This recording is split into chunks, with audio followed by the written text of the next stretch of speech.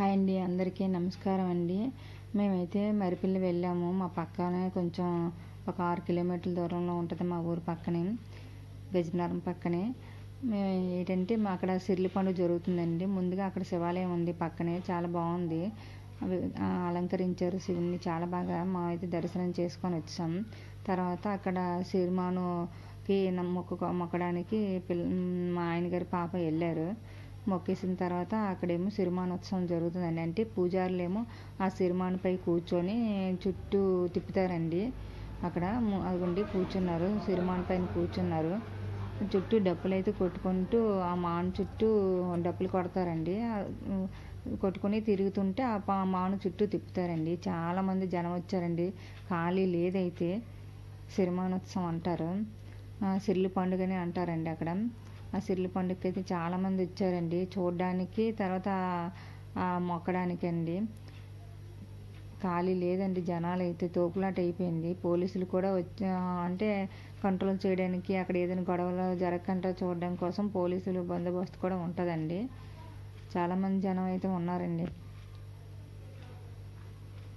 చాలా హడావిడిగా అనిపిస్తుంది, సరదాగా అనిపిస్తుంది అండి పిల్లలతో. సాయంత్రం అయితే మేము వెళ్ళాము. ఉదయం నుండి చేస్తారు కానీ మేము సాయంత్రం వెళ్ళామండి. ఇదిగోండి పూజారి అలా పెట్టిన తర్వాత ఏంటది కొన్ని కొమ్మలతో అలా కొడుతున్నారండి. అవి ఏ కొమ్మలని కూడా నాకు తెలియట్లేదు. వేపాకులు కొన్ని ఉన్నాయి, తర్వాత నెమలి పింఛం ఆకులతో కూడా, అదే నెమలి పింఛలతో కూడా కొడుతున్నారండి. అలాగ అంటే అలా అనుకుంటూ వీళ్ళు చుట్టూ తిప్పుతారండి. ఇక్కడ తాడుతో ఆయన కిందకి పైకి దించుతుంటారు, తాడుతో కొంతమంది. అక్కడ మధ్యలో ఉన్న వాళ్ళు చుట్టూ అది తిప్పుతుంటారండి. దాన్ని అలా అది చుట్టూ తిరుగుతూ ఉంటుంది.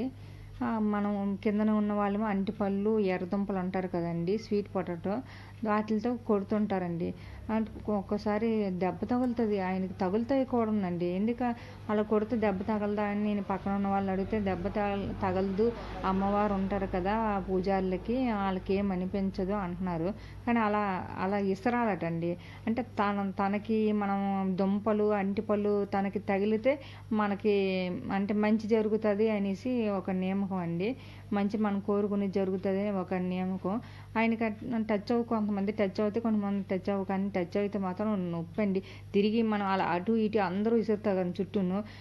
వాళ్ళకి కాకంటే మన బయట ఉన్న వాళ్ళు మనకైతే తగులుతాయండి. తగిలితే మాత్రం చాలా నొప్పి వస్తుందండి.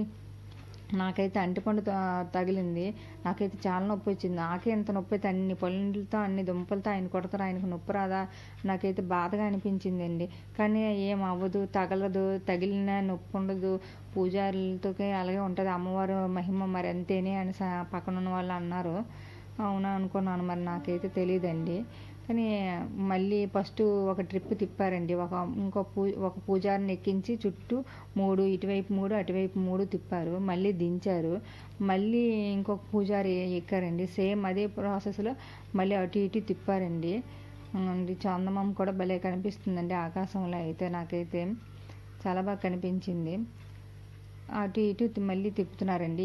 ఎక్కించినంతసేపు మళ్ళీ ఇంకో వేరే పూజారికి అక్కడ కూర్చోబెడుతున్నారు. ఆ పూజారిని అయితే దించేశారండి. కానీ డప్పులు మాత్రం ఆగట్లేదండి. కంటిన్యూగా డప్పులు మాత్రం చుట్టూ ప్రదక్షిణాలు చేస్తూ కొడుతున్నారు. మమ్మల్ని చుట్టూ మధ్యలో తాడి కట్టేశారండి. చుట్టూ సిరిమాను చుట్టూ మేము చుట్టూ జనాలు అయితే బయట నుంచే ఉన్నాము, ఆ లోపలికి ఎంటర్ అవ్వలేదు. అంటే తోకిసలాట అయిపోద్ది జనాలతో అనేసి. అంటిపళ్ళు, ఆ సిరిమానికి అయితే అంటిపళ్ళు కట్టారండి. అంటిపళ్ళు పెళ్ళు ఉంటాయి కదా, ఆ పెళ్ళన్నీ ఒక సగం వరకు కట్టారు. మళ్ళీ స్టార్ట్ చేశారు. ఆయన ఫస్ట్ పూజారిని దించేసి మళ్ళీ ఈ పూజారిని మళ్ళీ అక్కడ గొడుగు పెట్టి కూర్చోబెట్టి ఆయన మాత్రం ఇలా అనుకుంటూనే ఉంటున్నారండి. అంటే అమ్మవారు ఇదేమో అండి, నాకు తెలీదు ఎందుకు అలా అంటున్నారనేసి. అలా అనుకుంటూనే పూజ అయితే చేశారండి. కొండ పక్కనే చేస్తారండి, కొండ ఉంది అక్కడ, ఆ కొండ పక్కనే అలా చేశారండి.